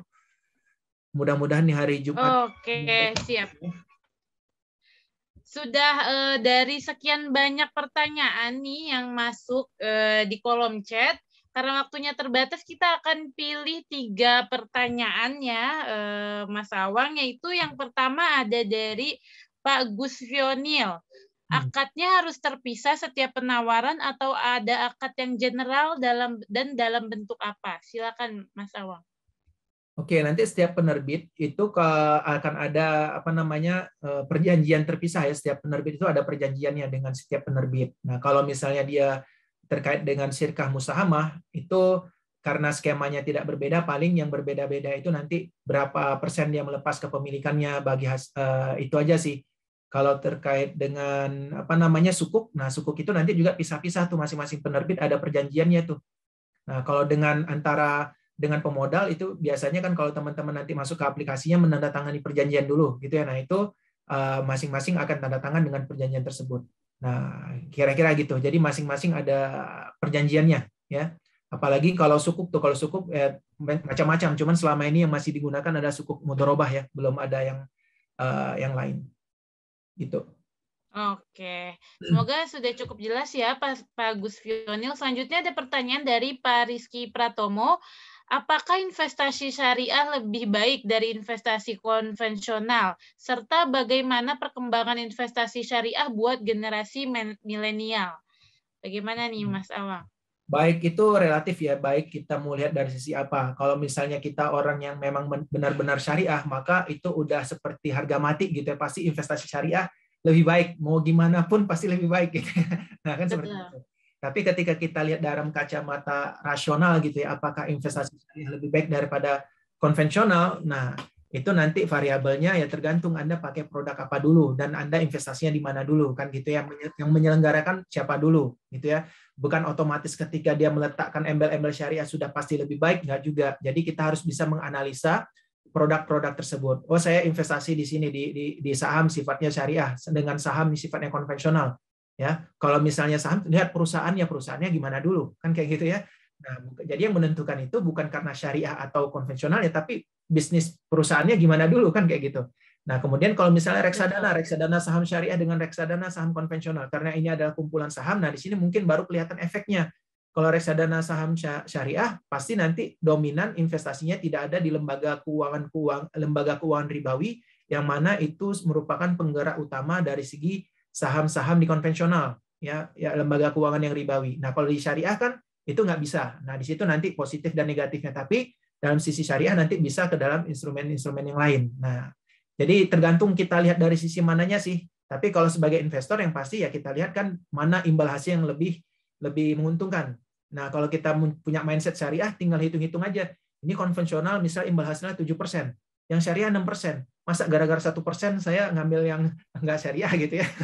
Nah, itu kembali kepada investornya gitu ya. Nah, tapi kalau misalnya dipukul rata, mana lebih menguntungkan konvensional syariah tergantung produknya sih. Kalau menurut saya pribadi ya, pengalaman saya melihat nggak bisa pukul rata. Karena investasinya bisa rugi juga. Terus tadi apa perkembangannya untuk ini ya, untuk generasi milenial. Bagaimana perkembangan investasi syariah buat generasi milenial? Oke, untuk menganalisa ini saya coba menggunakan pemaparan dari Yusuf Hadi ya, di mana Yusuf Hadi itu ada membuat sebuah penelitian perkembangan ekonomi syariah di Indonesia. Beliau membuat beberapa fase, di antaranya sebelum tahun 2010 itu adalah fase disebut dengan long sleep ya. Ekonomi syariah itu tidur di Indonesia. Makanya saya waktu di Madinah itu dari tahun 2006 sampai 2010 pembahasan ekonomi syariah itu masih jarang tuh anak Indonesia gitu ya. Nah, 2010 sampai 2015 itu namanya euforia. Euforia itu maksudnya apa? Market Indonesia ini baru euforia dengan ekonomi syariah. Makanya muncul tuh fakultas-fakultas ekonomi syariah. Dulu kita kalau santri tamat dari pesantren itu pasti fakultas favorit kalau bukan usuluddin ya, jadi seorang filsafat. Satu lagi itu fakultas yang paling diincar tuh saya lupa. Kalau nggak filsafat ada satu lagi saya lupa. Nah, sekarang dengan munculnya fakultas ekonomi syariah, santri itu kebanyakan masuknya ke ekonomi syariah. Kenapa kira-kira Mbak Rara? Karena peluang kerjanya banyak gitu ya. Peluang kerjanya peluangnya kerjanya banyak dari masuknya ke fakultas ekonomi syariah. Pasti nanti dibutuhkan di perbankan dan sebagainya. Jadi banyak yang masuk ke ekonomi syariah. Artinya apa? Sudah banyak nih orang nanti akan berbicara tentang ekonomi syariah. Kenapa? Lulusannya kan mulai banyak. Nah, itu periode 2010-2015 sudah lewat. 2015 sampai 2019 itu namanya periode deepening, pendalaman. Nah, kalau misalnya teman-teman bisa lihat 2015-2019 ini itu kalau menurut saya itu adalah kajian-kajian paling subur terkait dengan fikih muamalah. Itu saya bisa melihat ustadz-ustadz yang saya ikutin gitu ya. Kalau misalnya dia berbicara tema kajian itu selain muamalah, ya biasa-biasa saja. Tapi kalau misalnya kajiannya terkait muamalah, membludak tuh, rame banget yang pengen mempelajari fikih muamalah. Dulu saya sempat bekerja di kota Casablanca lah, Mall Kota Casablanca, bukan sebagai ini ya, tapi kantornya kebetulan di Mall Kota Casablanca. Itu di bawahnya itu ada masjid. Nah, masjid itu kalau dia buat kajian gitu, kajian rutin. Kalau kajiannya temanya tentang bukan fikih muamalah, ramai juga, tetapi tidak serame kalau misalnya itu tentang fikih muamalah. Itu 2015-2019, pokoknya kalau Anda ingin menjadi ustadz yang terkenal, bahas fikih muamalah. Ketika itu gitu ya. Marketnya lagi banyak banget. Nah, ketika periode deepening ini wajar-wajar saja banyak orang mengkritisi bank syariah, banyak mengkritik kenapa orang ya namanya aja lagi belajar gitu ya. Keluar dari kajian langsung ini haram gitu ya. Karena baru dapat ilmu nih, kajiannya banyak gitu ya. Nah, 2019 sampai seterusnya, di 2020 ke atas, itu menurut tadi itu yang dinamakan dengan syariah booming. Syariah booming itu artinya apa? Syariah itu sudah masuk kepada fase di mana seharusnya dia itu bisa berkembang dengan cepat. Salah satu indikatornya, kalau dulu kita di Malaysia sering ditanya, kenapa Indonesia itu lambat ekonomi syariahnya? Salah satu analisanya adalah karena pemerintah kurang mendukung. Kalau di Malaysia itu kan penerapan ekonomi syariah dari atas ke bawah. Pemerintah dukung, diterapkan kepada masyarakat. Nah, di Indonesia ketika itu belum. Makanya salah satu yang dikritisi ya karena pemerintah belum dukung. Nah, 2019 ke atas ini kita lihat pemerintah udah serius ini untuk ekonomi syariah. Ada KS, Kenex gitu ya, dan lain sebagainya.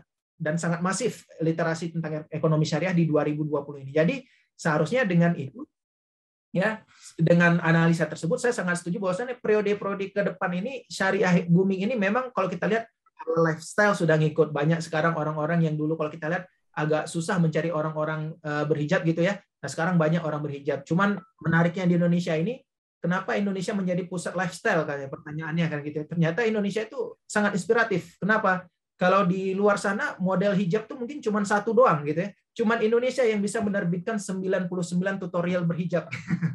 Saking berinovasi, ya saking berinovasinya. Makanya Indonesia itu jadi kiblat gitu ya. Dan itu laku gitu ya. Nggak ada tuh orang di luar sana nggak kepikiran terkait dengan halal fashion gitu ya, dan Indonesia memikirkan ternyata cara berhijab aja bisa sampai 99 gitu ya. Nah, itu menarik. Jadi apalagi kalau kita lihat dengan populasi milenial, dan salah satu ciri-ciri milenial itu kan suka yang berbau sosial gitu ya. Bergotong royong, tolong menolong, mereka suka yang seperti itu, dan itu cocok banget dengan yang sifatnya ya seperti securities crowdfunding ini, urun dana. Makanya urun dana ini sangat terkenal di kalangan milenial. Kenapa? saya nggak tahu ya apa karena investasinya murah bisa dari uang, kalau misalnya anak kuliah ya masih bisa lah sisa-sisa uang kuliah untuk investasi gitu ya, atau memang tertarik dengan konsepnya yang tolong menolong ya, urun dana karena kita menolong UMKM dan sebagainya. Jadi antara perkembangan syariah ya dengan ciri-ciri atau karakter dari milenial itu menurut saya cocok, makanya berkembangnya nanti mungkin ke arah sana ya. Jadi milenial itu kalau saya lihat sangat cocok dengan nilai-nilai atau value-value yang dikandung dengan syariah, terutama terkait dengan tolong menolong, suka berbagi, gitu ya, aktivitas sosial. Jadi berinvestasi itu bukan hanya sekedar cari untung, apalagi kayak securities crowdfunding ini, ketika kita investasi kita membantu UMKM. Ya mungkin ada teman-teman kita sekarang yang sedang membangun bisnis UMKM gitu ya. Nah kita juga bisa berpartisipasi gitu menolong dia, kan kayak gitu ya. Nah itu nilai-nilai seperti itu mungkin kalau kita terus kembangkan, saya kira itu akan menjadi sebuah potensi yang menarik gitu ya di apa namanya, apakah itu di security crowdfunding atau secara umum untuk ekonomi syariah. Kira-kira gitu, Mbak Rara. Oke, luar biasa Mas Awang. Tak terasa nih kita sudah 1,5 jam bersama Mas Awang.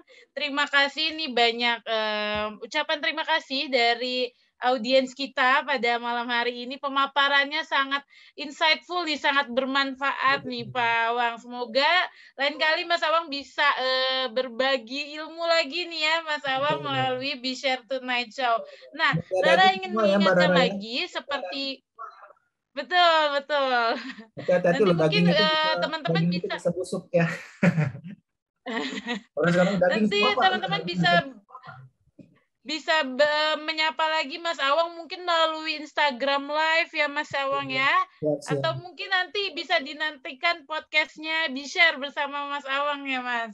Ya, insya Allah selama bisa memberi manfaat. Oke. Nah, seperti yang Mas Awang barusan singgung mengenai sukuk, sebentar lagi BeShare akan kembali menghadirkan efek sukuk melalui platform BeShare ya. Jadi teman-teman silahkan nantikan nih, karena kemarin sudah sukses Mazhak ya dibuka melalui BeShare, produk sukuk perdana dari BeShare. Nanti kita akan membuka kembali di platform BeShare. Nah, buat teman-teman yang bergabung pada malam hari ini, teman-teman dapat menggunakan kode voucher BTS BeShare untuk mendapatkan diskon biaya layanan sebesar 25.000. Rara ingatkan lagi, teman-teman yang hadir pada malam hari ini dapat menggunakan kode voucher BTS BeShare untuk berinvestasi melalui BeShare. Nanti juga bisa disimpan saat teman-teman akan berinvestasi melalui produk sukuk BeShare. Oke, sebelum kita pamit undur diri nih, izinkan Rara untuk mengabadikan momen kebersamaan kita nih pada malam hari ini. Jadi dimohon kesediaannya Bapak, Ibu, Mas, Mbak semuanya untuk menyalakan kamera ya, supaya kita bisa mengabadikan nih momen sharing kita pada malam hari ini bersama Mas Awang Muda Satria selaku Dewan Pengawas Syariah dari BeShare.